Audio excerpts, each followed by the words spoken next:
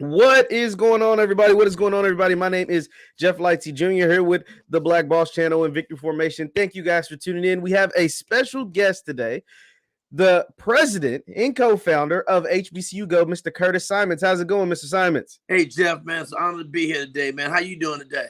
Hey, I'm doing all right. I am doing all right. And so, Mr. Symonds, I want to take it back a little bit. I talked about you're a co-founder of HBCU Go, you're the president of HBCU Go. There's so much going on with HBCU Go, and with the football season quickly approaching, it'll be here. Starts now, but we'll blink and we'll have games on Go. Just take me back to the creation of HBCU Go. Where did that idea come from? Where did you want the platform to be when you and your co-founders created it? Just take me back to that thought process. Well, it actually started out, Jeff, as a thought of as a production company. I've been in the media business for about 40 plus years. Helped to create a lot of classics over my years at BET and ESPN. And so when I left ESPN in 2001, I had to deal with about 4 different classics to cover the television rights to cover the games. And I was talking to, at that time, TV One, about creating a black college football night like NBC did for, call it night football. And so I went to a buddy of mine, older seasoned veteran in the media business, was trying to talk to him about joint venturing with me on creating this production company. He said, man, look, I don't do anything like that. He said, you've always been in this HBCU circle. He said, you just think about doing a channel. And I was like, man, I ain't got that kind of money to be rolling out for no channel in today's world. He said, why don't you put a business plan together and bring it back to me? Let me see what it looks like. Well, that time, Jeff, I thought, because he had basically bought a bunch of companies and helped fund some companies, that he was looking to maybe be my jumpstart. So I did my business plan, brought it back to him. He loved it. He said, hey, man, why don't you take this out to Comcast and pitch them on the channel? And so I said, it's not a bad idea. So I went to Comcast and met with them for about 30 minutes. They kind of stopped me midway through my presentation and said, Curtis, we get it. You don't need to, tell us no more. We get it. So, I waited. I figured, a short conversation, I was going to get that standard answer. Hey, man, we like it, but ain't too much we're going to do. Instead, they called me back and said, we're going to do a 20-year deal with you. We're going to give you 3.5 million subscribers. We're going to charge we're going to basically let you go out at 7.5 cents a sub. I said, shit, this is right on the punch. I got to get you. I started, I've been in the business. I'm started calling on my other cable friends saying, listen, man, I locked this Comcast deal down. You in. From Time Warner and Charter and all the other big boys in the business. So I knew all of them, and they were like, look, man, you get your Comcast deal done on a linear side, we're in. So we were going through it and basically working on getting the deal done. And then Comcast bought NBC Universal, and my world changed. And it was like, we can't do the deal now. We got a lot of different things happening. We just can't make it happen.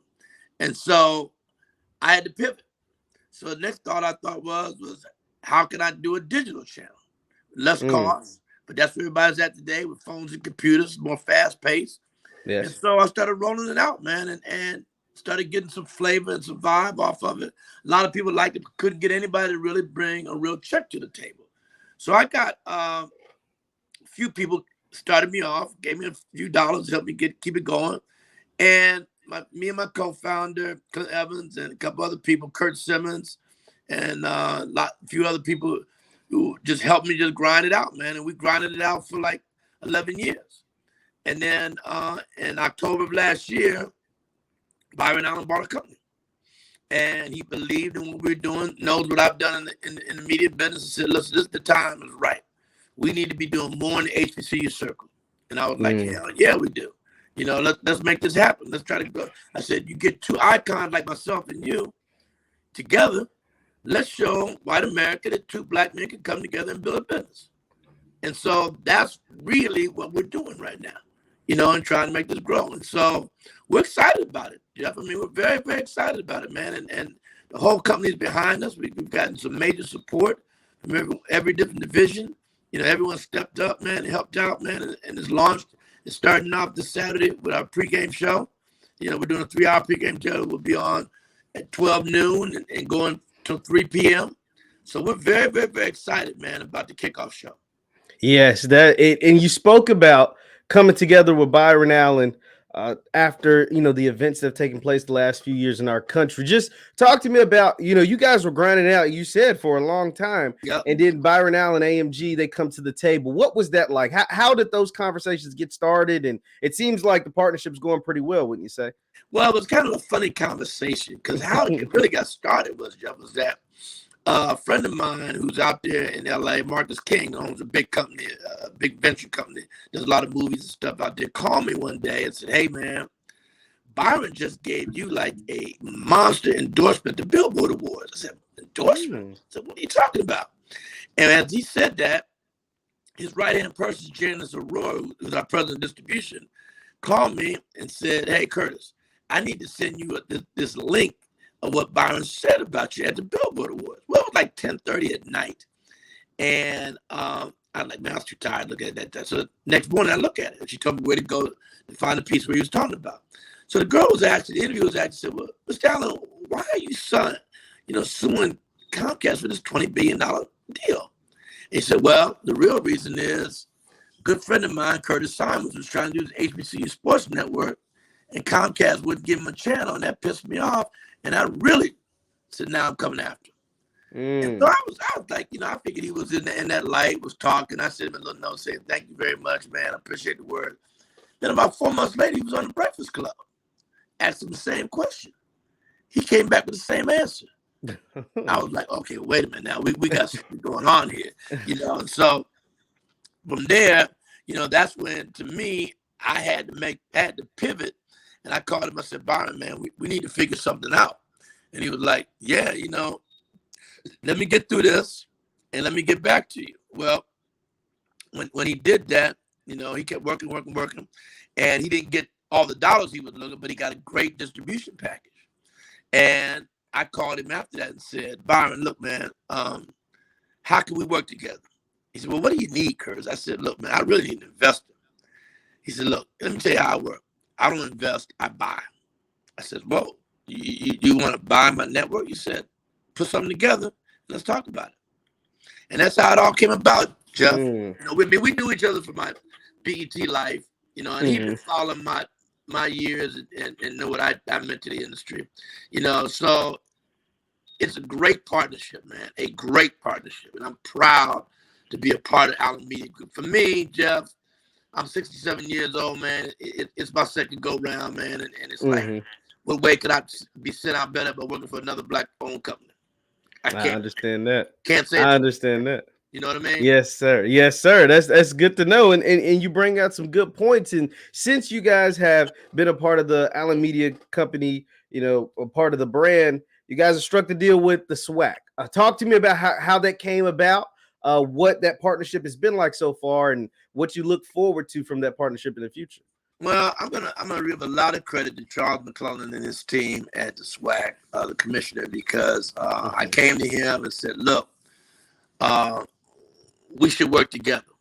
And all the conferences are tied up by ESPN, as far as the first rights.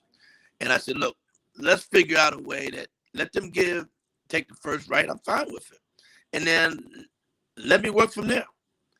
And he was able to really wheel a deal, and ESPN was gracious enough to give him some space and, develop something that made a lot of sense for us. And it reminded me a lot of, I was part of the NFL deal with ESPN. When we were going after Monday Night Football, or NFL rather, ABC, NBC, and CBS were like, "Oh, we can't let ESPN in the deal." And we just said, "Look, let them take their picks and give us what's left." And you see the fruits of labor from ESPN. And I think we have a great opportunity to do the same thing with the SWAC, because one of the things that I think has been lacking very tremendously over the years, Jeff, is not making all sports available. I mean, we're not just doing football and basketball. We're doing all sports, all the Olympic sports, from volleyball to soccer to tennis, track and field, all those features, and be able to try to really include all conferences with that. And I think that's important, because a lot of our young black folks don't see that. They don't see how good these track teams are, where a lot of them are Olympic greats, for example, who go back to their homes to run, but they're going to HBCUs. A lot of people don't know that, you know. And, you know, another sport that I think it needs, two sports that need to be developed in our community is golf and tennis. There's some great young people coming up, but they don't get the exposure, you know, and they're not playing at the top ranked country clubs and all that. So people don't know how good they are, you know. We can open that door for you and begin to start really helping GQ public look at them and say, whoa, you know, here's another Coco Gauff that we didn't even know about coming up. You know, here's an opportunity, that kind of thing. So really the goal that we like to try to see with the network, Jeff, is position ourselves to give young African-Americans opportunity, man, and not just sports. You know, I mean, that's one of the things that we are so in a box with folks in sports and entertainment, not looking at theatrical, not looking at political, not looking at the doctors and nurses out there that are part of this great generation that come out of HBCUs, you know. And that's one of the things we want to really push out more and more every day. Yes, sir. Yes, sir. Once again, we're talking to Curtis Symonds, the president. Symonds, the president of HBCU Go. Be sure to hit that thumbs up button, like, share, subscribe. Now, Mr. Symonds, I would be remiss if I didn't ask. I got to ask because I know the people in my comments will be asking about if you can shed any light on the terms of the deal between HBCU Go and the SWAC, or is that something you can't?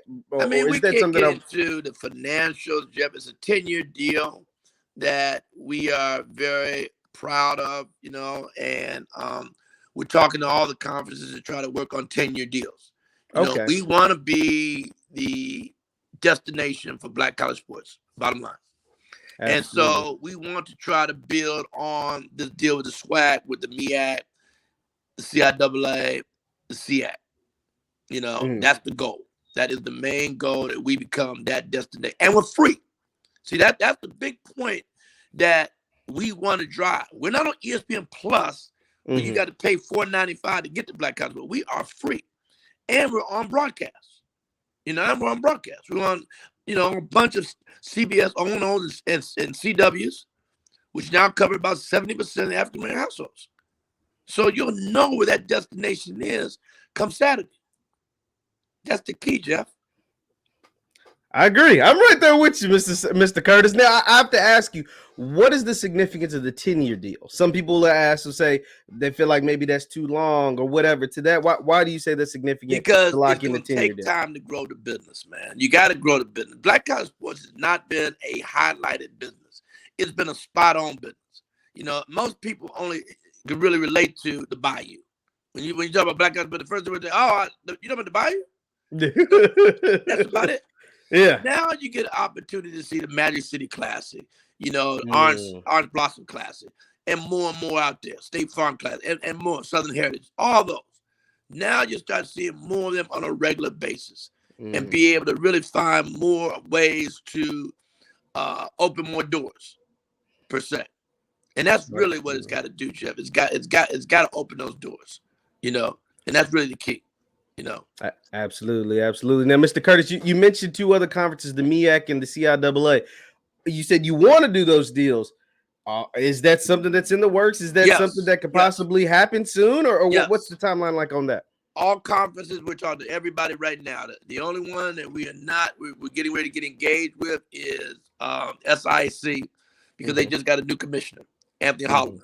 So we're starting a conversation with him hopefully next week, but we're in deep conversation with the MEAC and CIAA already. Oh, that's good to hear. I know that we got some MEAC fans, some CIAA fans, and would love to see their schools, their favorite schools, their alma maters on a regular basis on either linear, digital, all that stuff.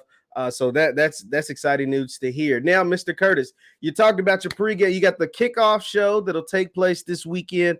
Just talk to me about the kickoff show, man. What are you excited about? What can the fans expect? Because my phone's about to die. I need to go back in my office and put my charge on it. So that sounds good. But the kickoff show is going to be very exciting. It's being hosted by the legend Charlie Neal and Greg Coleman, who played for the Minnesota Vikings and went to Florida A&M, one of the greatest punters in the history of the NFL. So we're very, very excited about the pregame show, which will be an hour-long preview of Black college sports. And it will be when we're going through every conference, you'll hear from different former NFL guys who have who came out of the SWAC or the BAC or whoever, and talk about their time there. So you will get a real flavor of what's happening this year, and that's really the key.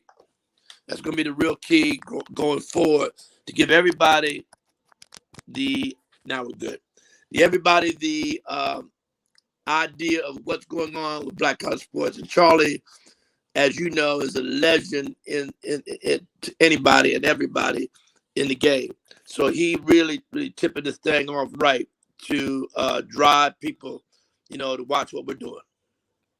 Absolutely. And you said that is this Saturday at noon. It's an hour long, or is it 3 hours long? 3 hour long. 3 hour long. Woo. 3 hour long.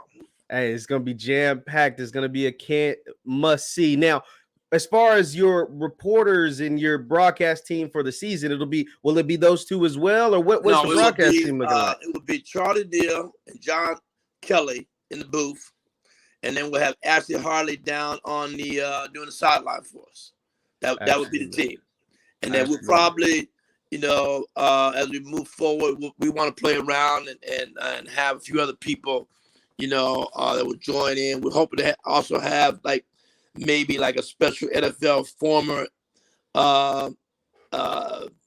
HBCU grad in the box with them as a special guest. That'll be awesome. That is awesome to hear. Now, as far as the production of the game, sometimes I'm gonna tell you, Mr. Curtis, sometimes when you're watching some of these HBCU games on some of these other networks, they don't put their highest quality production out there. They don't. We're going top notch.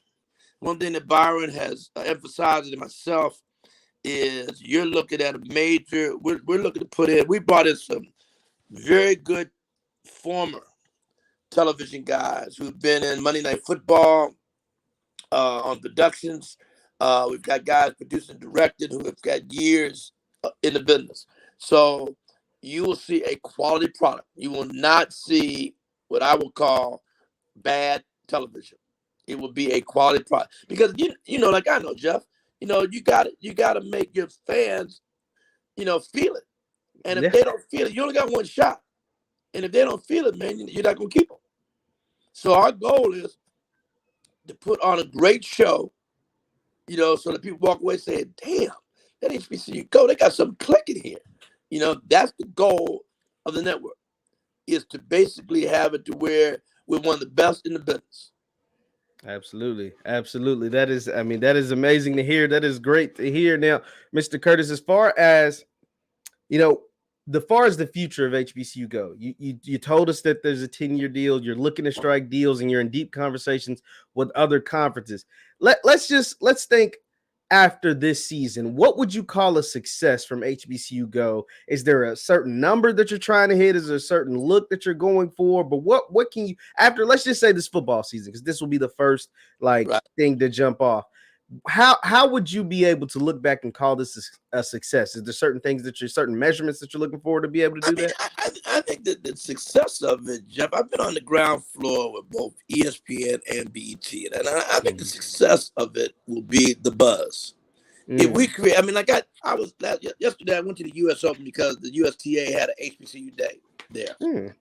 And Hampton's band was there performing, and they had a DJ. They had a really nice atmosphere around the US Open.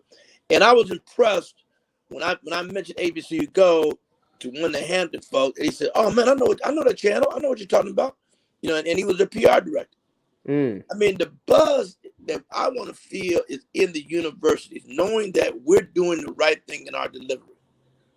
That if we're driving the brand, people start saying, "Damn, this HBCU Go thing is growing," and you got to have the foot soldiers on the campus. And in today's world, as you know better than I do, Jeff, the social media world behind you, clicking it every day, say, "Man, you guys doing some wonderful things." Just getting that CBS tie-in was huge. Huge. To me, it's somewhat, Jeff, put us on the map. Because people were coming out the woodwork calling me, talking about, "Damn, man, That's unbelievable. You got CBS, O&O's doing. It ain't just gonna be on HBCU Go. On a digital channel, you got it on an O&O's, and you're covering 60% of Black households with it. Damn! In your first year, that's a good number, Jeff. Can't knock that, man. It is in year one, like you said. Right. Year one. So, and I'm talking about when you look at the markets, you're like San Diego, Black College Sports. There's some markets you'll be shaking your head, scratching your head on. Really? They want to watch it, but they do because it's part of our culture. Drives so much, and people haven't seen it before on a regular basis. Now they get to see it, so why not open the door? Absolutely. And Mr. Symonds, I saw, because I watched your interview from Dr. Cavill. Shout out to Dr. Cavill. Oh, okay. And I saw that you spoke about how originally it was tough for you to get advertisers, but since you've been partnered with Byron Allen, it's been a little easier. Walk me through that process for folks who may not have seen it. What's that been like? One of the things that Byron has done a tremendous job on is talking to the advertising community and saying, listen, you need to do a better job supporting Black-owned business. You keep saying after George Floyd, you're going to spend money, but you haven't really dipped your foot into the ground. You've got to put your toe in the ground, and that's about it. But you haven't put your foot in the ground.